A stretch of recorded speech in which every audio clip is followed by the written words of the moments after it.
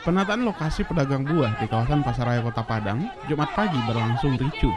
Para pedagang ini menarik kembali lapak dagangan mereka yang hendak ditertibkan oleh petugas Satpol PP dan Dinas Pasaraya Kota Padang.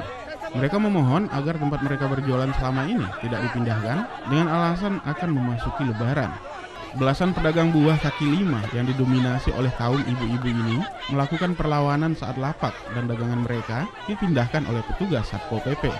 Bentrokan pun akhirnya tak dapat dihindarkan. Para pedagang ini mengamuk dan terlibat baku hantam dengan petugas Satpol PP karena tak ingin dipindahkan dari tempat mereka semula berjualan. Bahkan sejumlah pedagang histeris dan pingsan sehingga dievakuasi oleh petugas. Lokasi pedagang buah kaki lima di kawasan ini selama ini menyebabkan terjadinya kemacetan akibat adanya penyempitan jalan karena pedagang yang berjualan memakai separuh badan jalan untuk berjualan.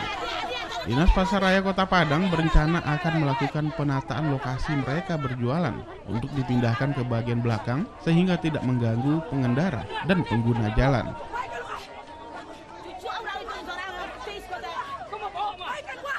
Bagaimana menata pasar raya ini dan pasar tertentu lebih baik, yang nyaman, aman, dan tertib. Tapi kita juga berprinsip tidak ada penggusuran, yang ada adalah penataan.